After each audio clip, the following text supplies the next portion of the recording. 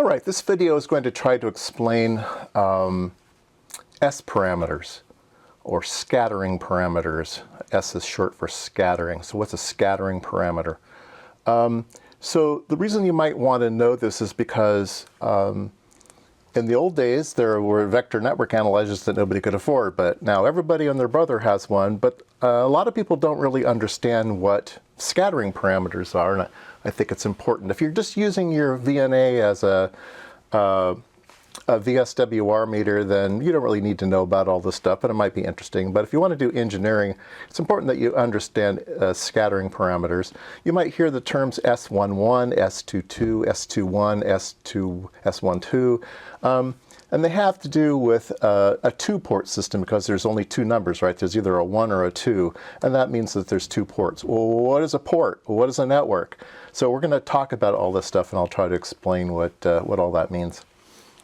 All right, here's my network, okay? It's a box, and it's a white box, but a lot of times people in school will call this is a black box. We don't know what's inside, but we do know that there's something in there and it might do something, okay? And so this is the black box, or this is what's called the network, okay? So the box is going to be the network. You're going to be able to put things into the box and get things out of the box, okay? And the way that you get them in there is a port.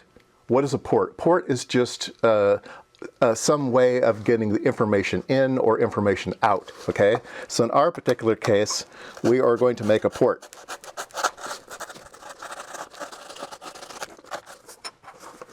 All right, this is our port, okay?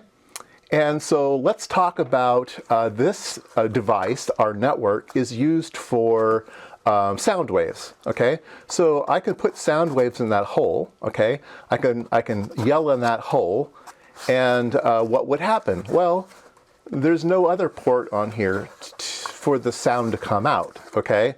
So the sound might go in and then nothing happens, it just dies in there, okay? Or maybe there's an echo. You yell in the hole and some sound comes out of the hole, okay? So there's an input to the network and there's an output to the network, okay? This is called a one-port network, okay? Let's make a two-port network. All right, so this is our two-port network. We have a port. We can input into that port, we can output from that port. Here's another one. We can input to that port and we can output from that port, okay? And this is a two-port system, okay? So if I yell in here, maybe some sound comes out of here. All right, if I yell in here, maybe some sound comes out of here. Now, how much sound goes through? Okay, if you yell in here and some comes out here, you might call that the percent transmission, okay? If some doesn't come out, you might call that attenuation.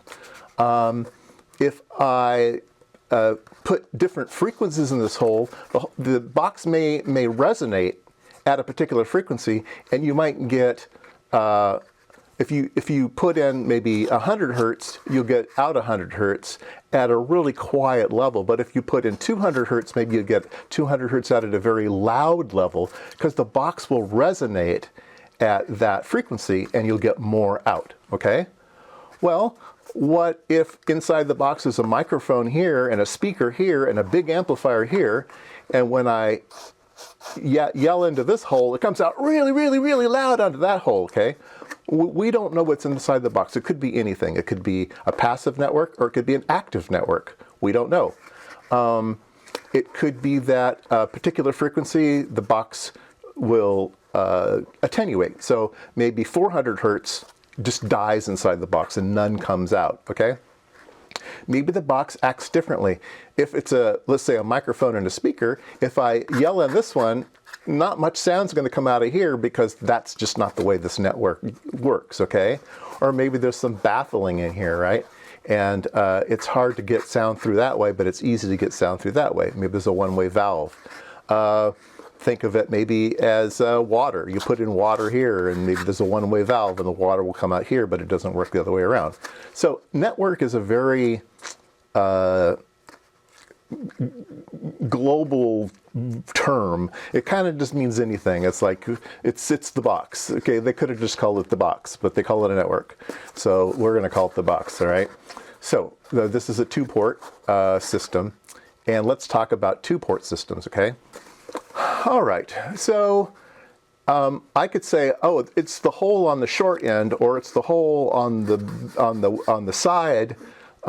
It's easier if we label things though. So we're going to label this 1, and we're going to label this 2. Okay, and so we're going to have port 1, we're going to have port 2. So we can input to port 1, we can output port 2, or we can input port 2, we can output from port 1. You can input to port 1 and have an echo and have it output port 1. It could do both. A little bit could come out and a little bit could echo.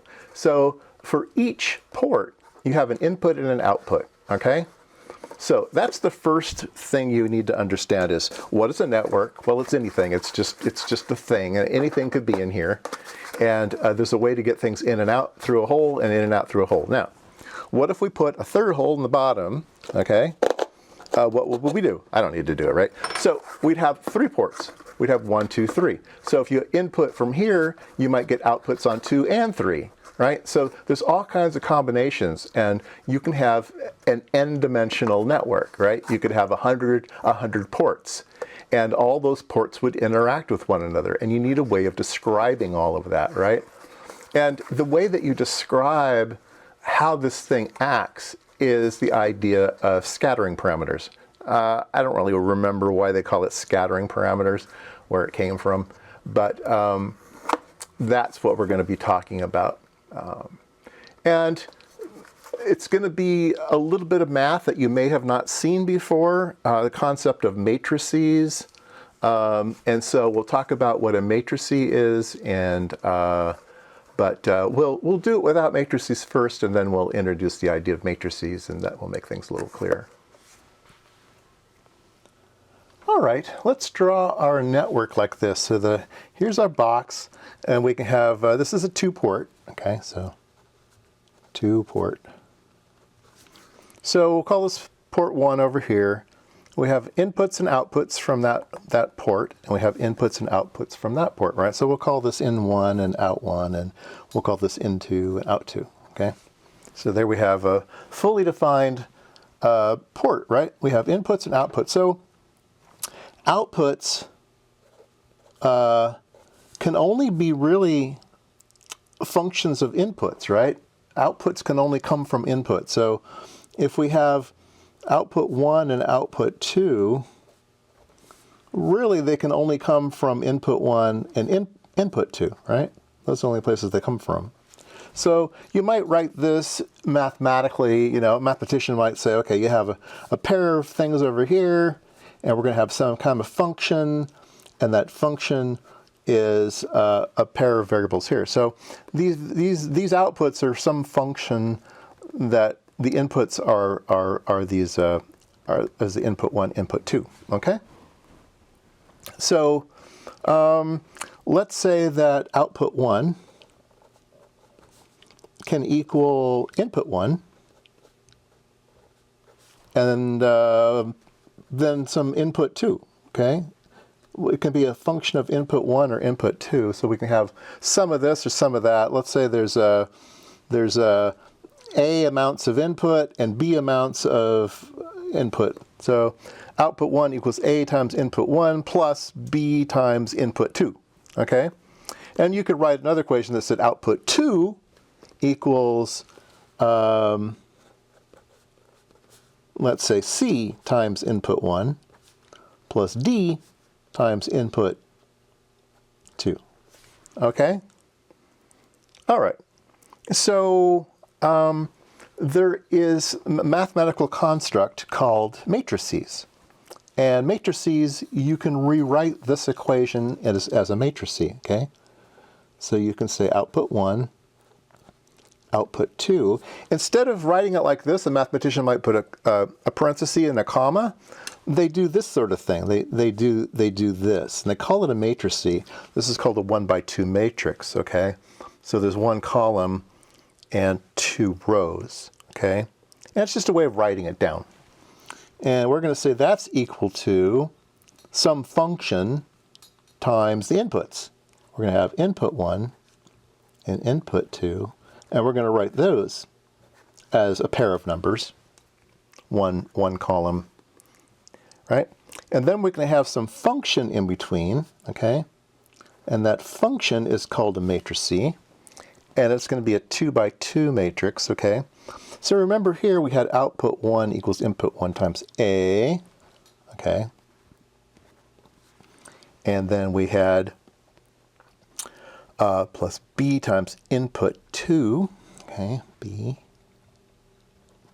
and C and D.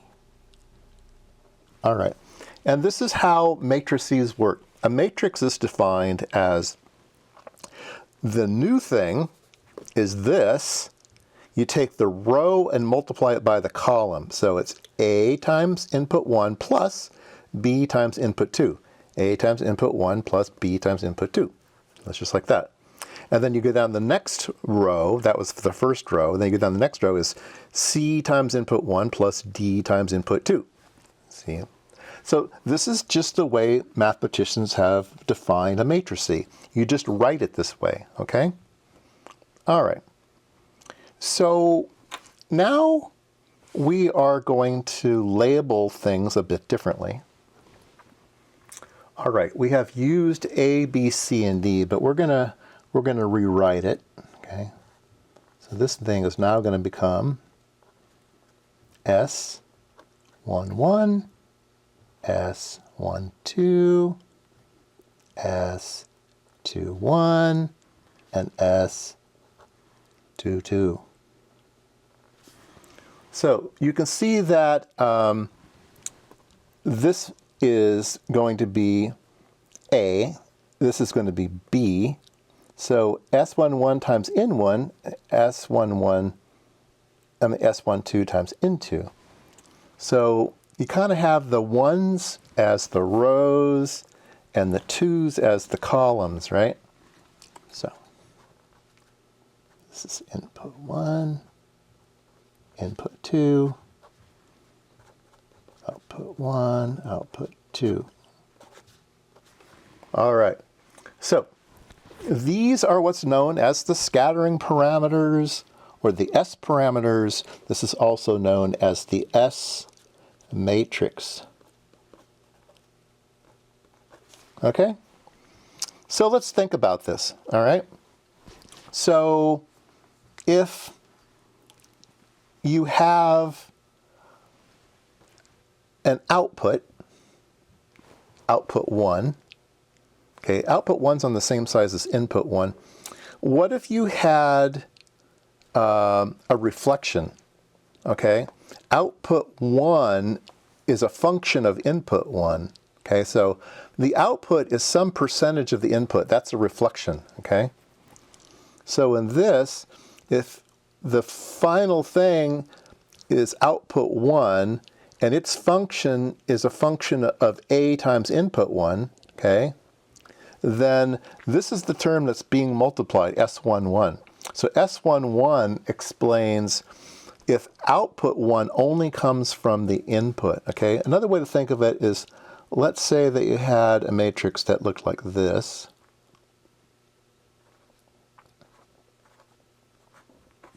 Okay? So the output would be 1 times the input plus 0 times that, plus 0 times that, and 0 times that is 0. So you would get nothing on the output, but you would get everything on the input. So S11 it explains output 1. And if it's 1, that means that you have 100% of whatever came in is going back out, okay? So this explains what we call S11 or return loss or VSWR. This S11 variable gives you an idea of how much is reflected back. Remember we have the echo? Okay, so how much is echoed is a function of S11, okay? How much makes it through all the way? We have input 1 and we have output 2. So let's say that We don't get any reflection here. We don't get any reflection there. 100% of the input goes to output 2. Well, when does that happen? Well, we're talking about output 2. Output 2 is C times input 1 plus D times input 2. So it's the C variable. If C was 1, then output 2 is just input 1. Where's the C variable? Well, it's S21. Okay? So S21 explains the transmission of the system. It's the forward power of the system is S21. So whenever you hear people talk about S21, it doesn't seem right. It seems like you'd be going from 1 to 2, but the way you express it is S21 just because of this matrix, the way the matrix is written. All right, so if we had 0, 0, 1, 0, what would that look like?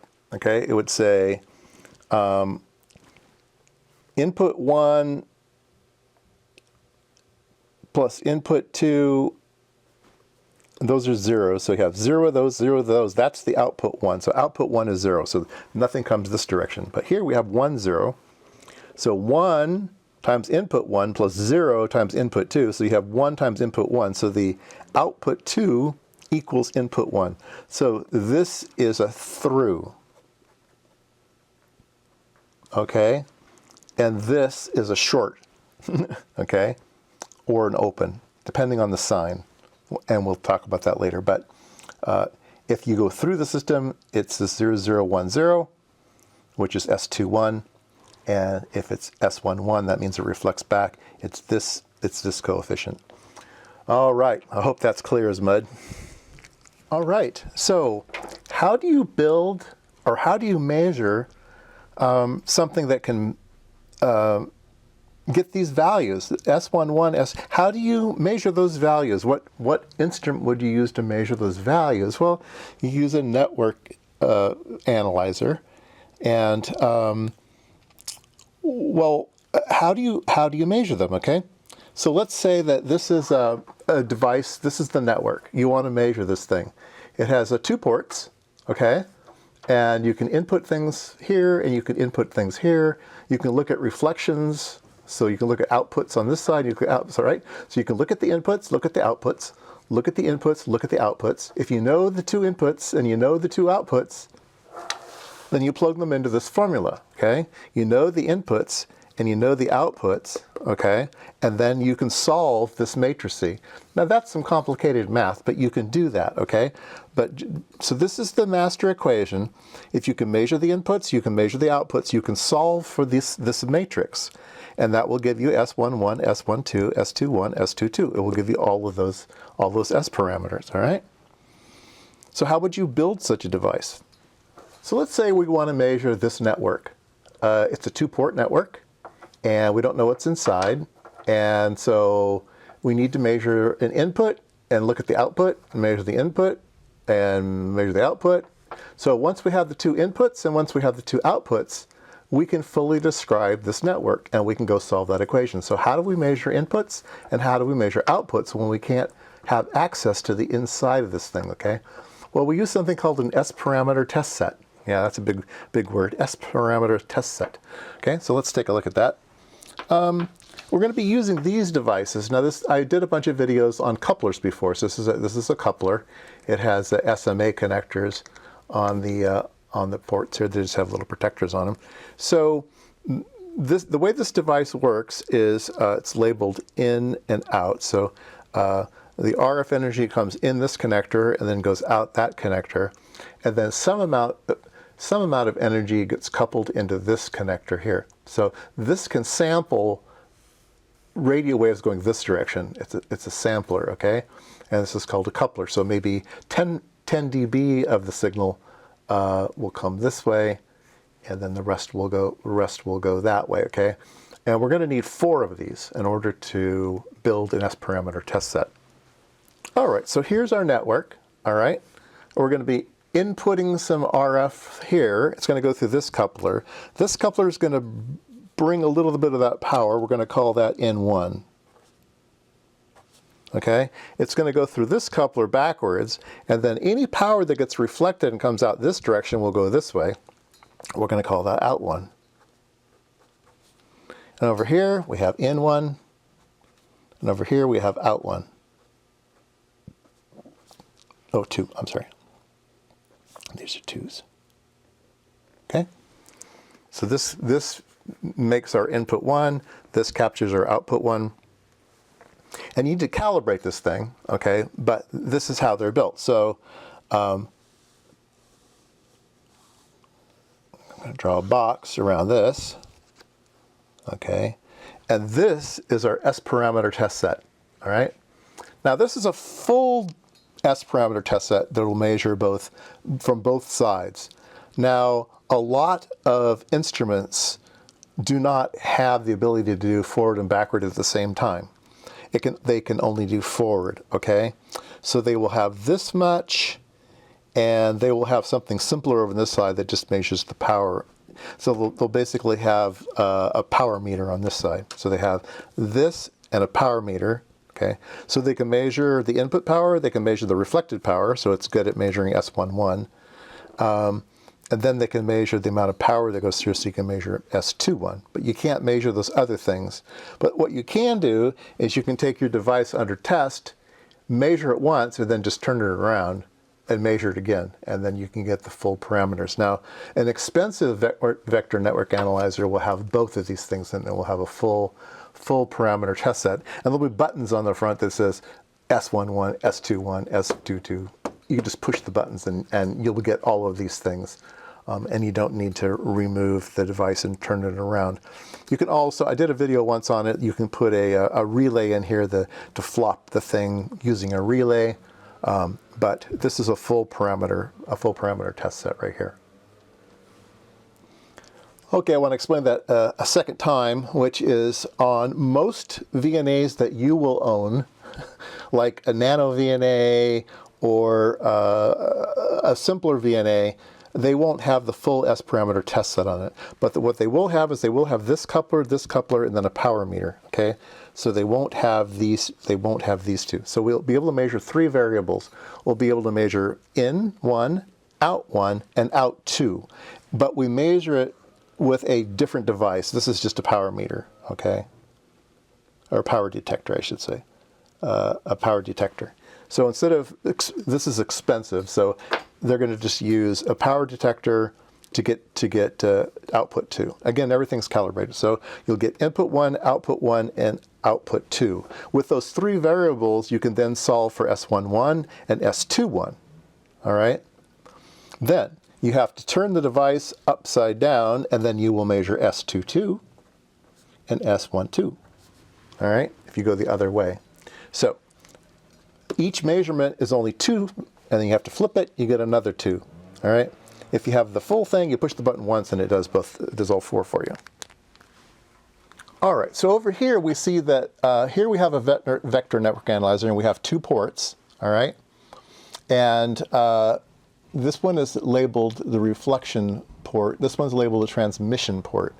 And if you're going to test something like this, you connect one side to this and one side to that. So this side has 2 couplers in it. It can measure the input power and the reflected power, but this side is just a power meter, okay?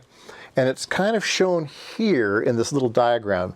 It says, yeah, we can go in and we can reflect back, or we can go straight through. So it's only 1, 2, 3 things. So we get 3 variables. We measure input 1, output 1, and output 2. And then if you want to measure the other parameters, you have to turn it around. So on nano VNA, sometimes they're labeled port 1 and port 2. And then on other nano VNAs, they were obviously designed by somebody who had never done any RF work, and they're labeled channel 0 and channel 1. A total fail. Total fail. I don't know why anybody let that product out the door. They had no idea what they were talking about. But anyway, channel 0 is port 1, and channel 1 is port 2. All right, this video is getting too long. So I gave you the basics of what the S parameters are, but what I didn't mention is that I'm using very simple numbers here, and these things are actually complex. And I mean that in two different ways. They're complicated, and sometimes they actually use complex numbers. So instead of input and output and S and everything being just numbers, they have magnitude, frequency, and phase. And those all need to be accounted for in all this stuff. So we use things like trigonometric functions. We could say that some function has amplitude times cosine of omega t plus theta, which is the frequency of the wiggle and the phase relationship of the wiggle and how big the wiggle is. So those three different parameters are encoded into that trigonometric function. Or I need to do another video on complex numbers, but using things like j omega, also j omega plus theta, capture magnitude, frequency, and phase. Okay, so let's take a look at those just real quick before we stop this video. All right, so I've put in our device here into our network analyzer, and this is S21. Okay, this is the transmission. Okay, so it's labeled transmission. It doesn't say 21 anywhere in here, but this is S21, and you can see that it is a function of frequency. So we're plotting it. So the S parameter, S21, changes depending on what frequency you have, okay? So that takes care of frequency. Well, what about phase? Well, there's a button here for phase. That's how the phase changes with the thing. You could do it in a polar plot. It's not used very often. Oops. Yeah, used very often here. Oops, sorry. I just did something stupid. Here we go, polar plot. So this is a weird S21 plot.